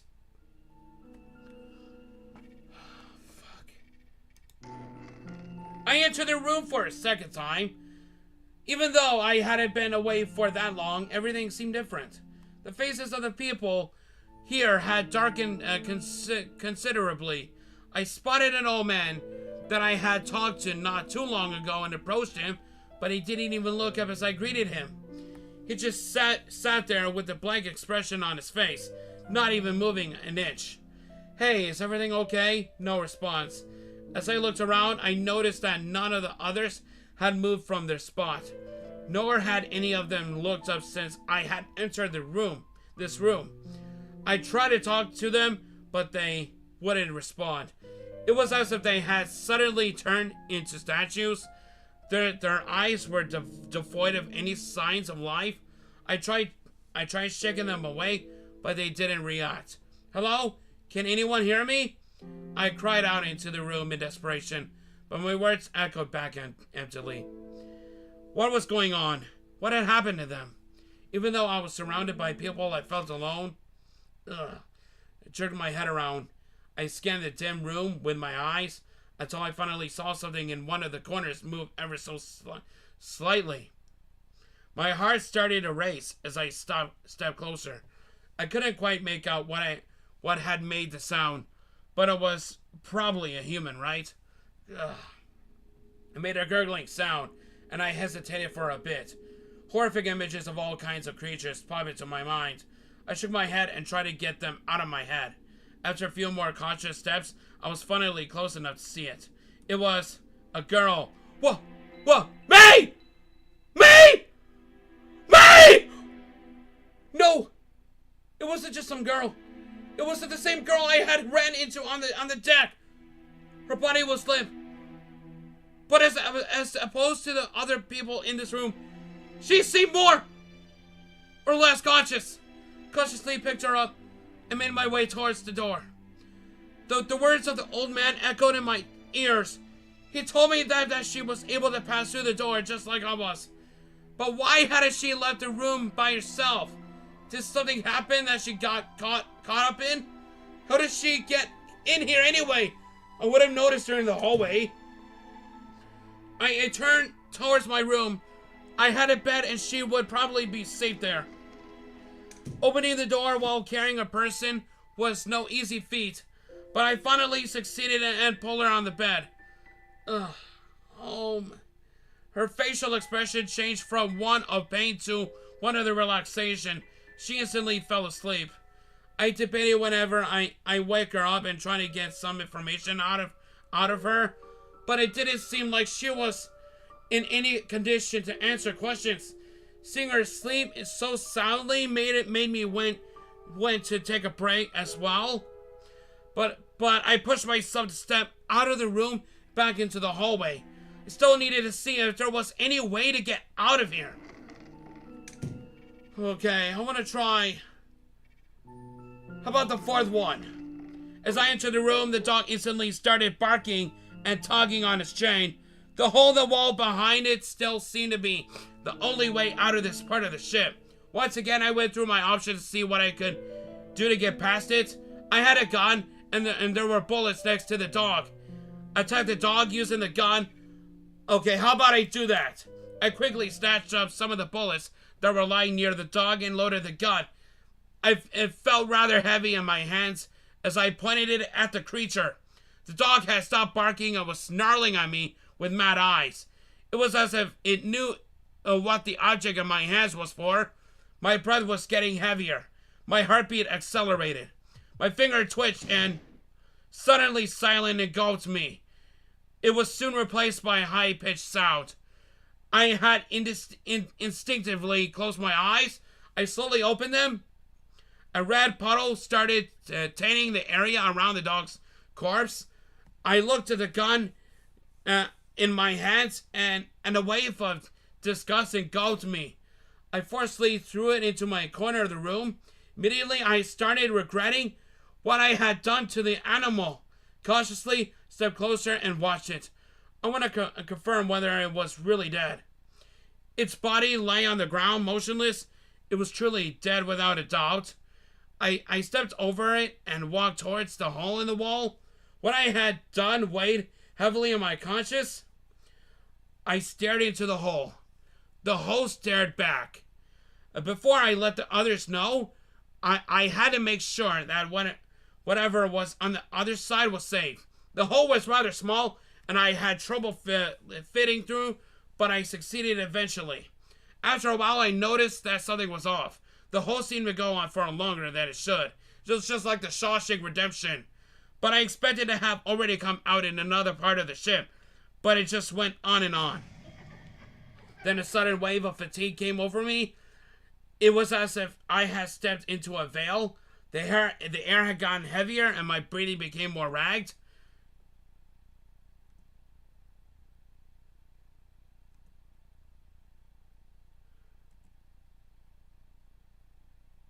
My feet gave in and my vision darkened. I could feel the presence near me. Before I could find out who it was, my conscience faded.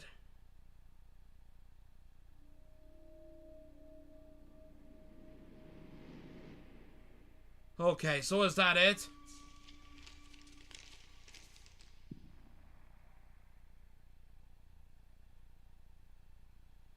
Mycorrhiza.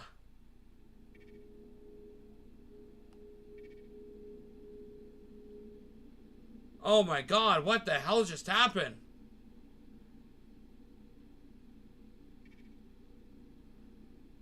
Okay. Okay. What was going on?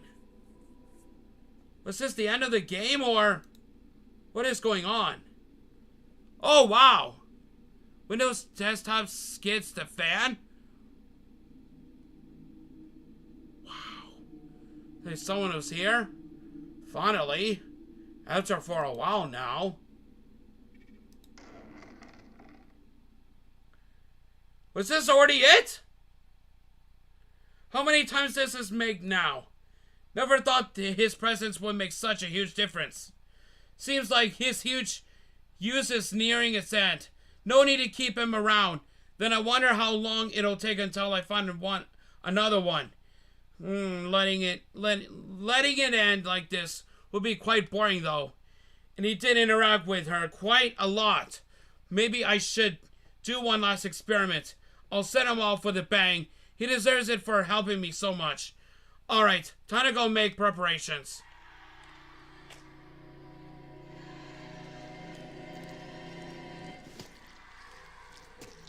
What was that? My head felt like it was splitting open. What was I doing? I had seen something. A nightmare? No, it had been real, hadn't it?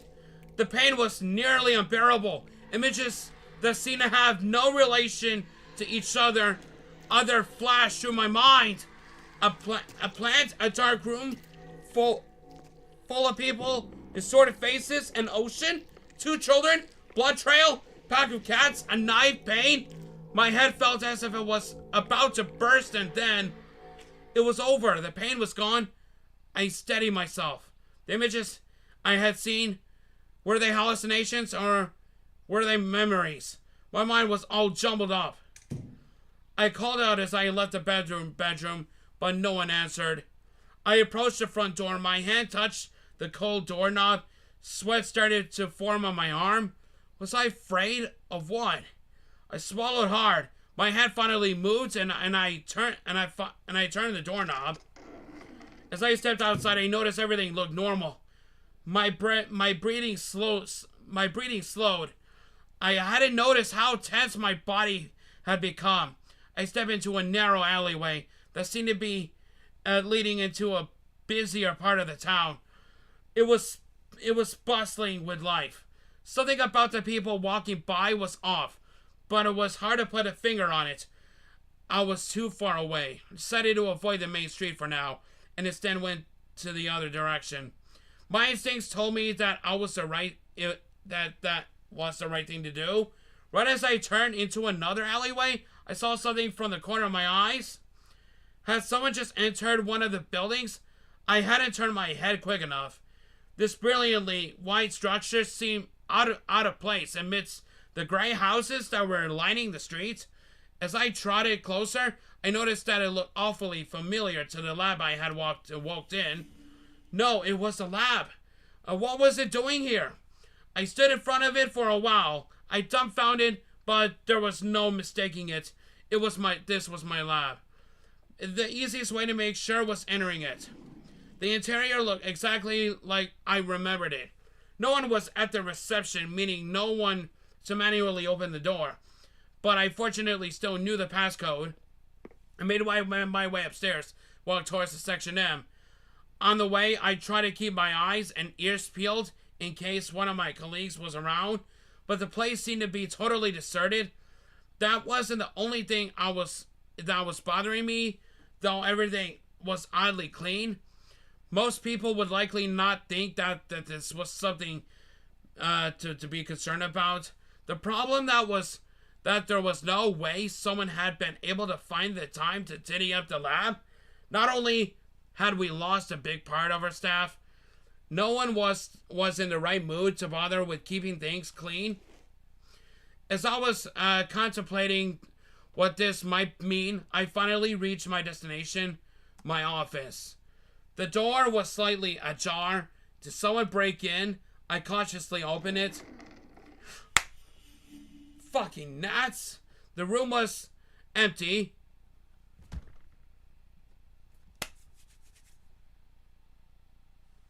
The room was empty. My desk was gone. My file cabinets were gone. Even the wallpaper was gone. What had happened here? The only thing present was the single sheet of paper in the middle of the room. I hesitantly walked towards it. The door behind me suddenly slammed shut, and I jerked around. Was it the wind, or did someone slam it shut? But there was no door. I stood there in disbelief. Then I slowly turned around and looked back at the sheet of paper on the ground. My hands began to shake. The closer I got to the piece of paper, the worse their trembling became. I hesitantly let my eyes wander over the red writing. Thank you for participating in my experiments. Oh! May! May! Oh, May! No! What? May! What the hell's the matter with you? No! May! What the fuck? What? The end? What? What the fuck? What? What? Oh my god! Was this a bad ending?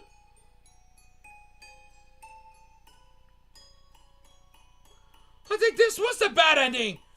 I got killed by May.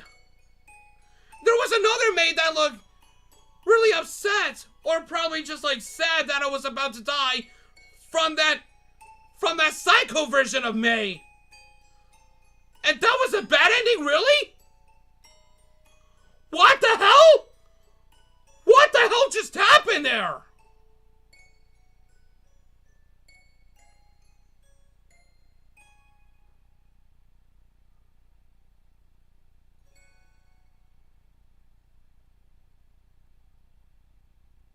Wow. So that was a bad ending, really? Mycorrhiza. Oh my gosh, congratulations on finishing Mycorrhiza. I sincerely hope that you've enjoyed the experience. Before you are sent into the title screen, there are a few things that you should know. 1, on the title screen, you'll notice a new menu called Extra. Within it, you will find post-game content and additional information about this game's story.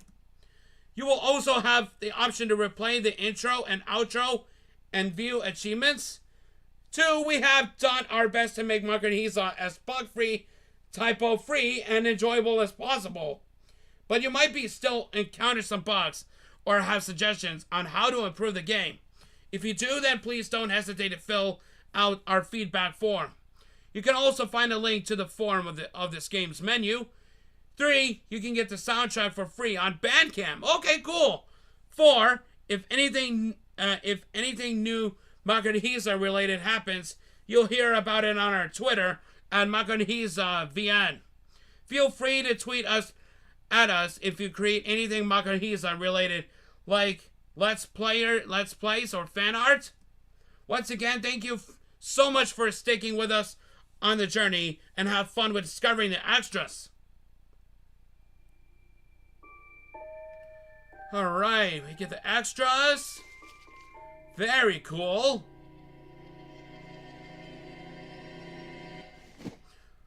I shot awake.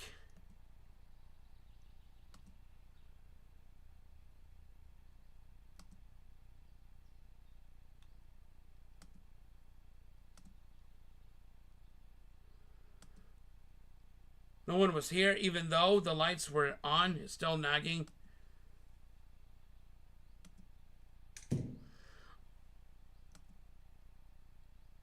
The front door, and I noticed the sheet of the paper was taped to it. What? The handwriting was very crude, but I was able to make out what it said. No escape? Has someone been in here while I was asleep? What did they mean with no escape? I tugged onto the door. It didn't budge. I tugged again and again and again. each time with increasing force. It didn't move an inch. Was I actually trapped in here? I quickly moved to the nearest window and tried to open it. But I couldn't just, like the door. This window, too, didn't budge. It was as if it was painted on the wall. The same was true for the other windows. In my desperation, I picked up the chair and threw it at the glass. But nothing happened. It didn't even cause a visible scratch. This is madness. Has someone locked me on purpose? How could I escape? I quickly went from door to door, trying to open them, and to my surprise, one opened. Did not check every door properly yesterday. Did I not check every door properly yesterday? Or did the person who was here before I woke up open it? This room looked like a study, very small and empty study. The only notable objects were a desk and a computer. The desk had 4 drawers. Picking at someone's private possessions didn't sit well with me. But this wasn't the time to think about that. I needed to find a way to escape. I tugged on one of the drawers. Closed. There were keyholes on the front of the drawers. I took another look below the desk and behind the computer, but there was nothing of note. This also meant that there was no phone here I could use to call for help. But if this computer was connected to the internet, then I might be able to contact a colleague or friend. All right. Let's try to go in order. Computer. I switched the computer on and was greeted with the simplistic interface.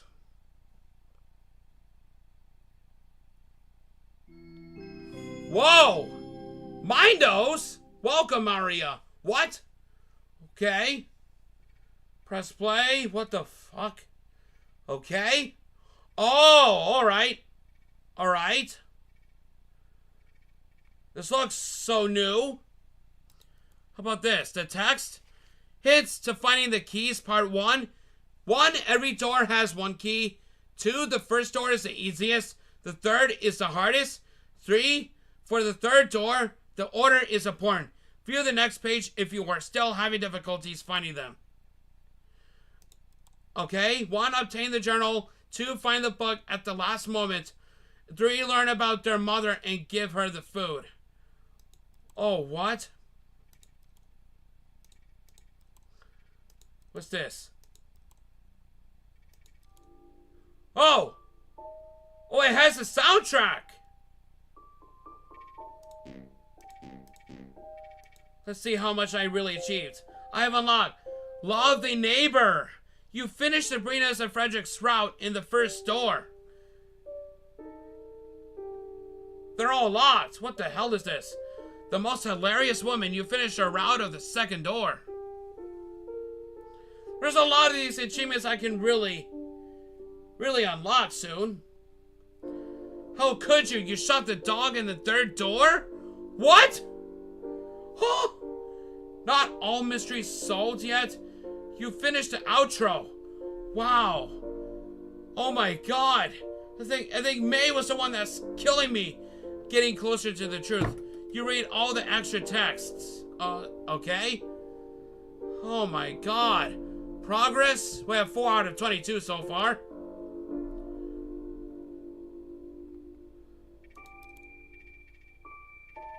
Okay, replay the intro.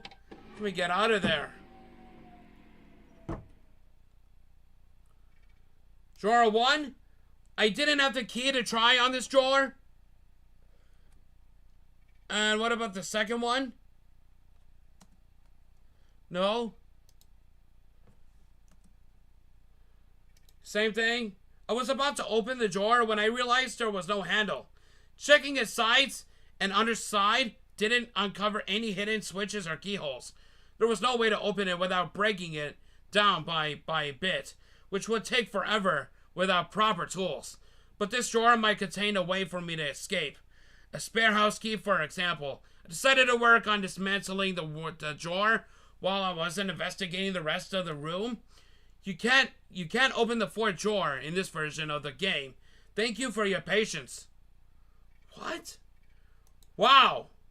There was nothing here that I could help that could help me at the moment. Maybe I should lie back down and take a nap. Someone would find me eventually. Right. There was no way I would be stuck here forever. Right?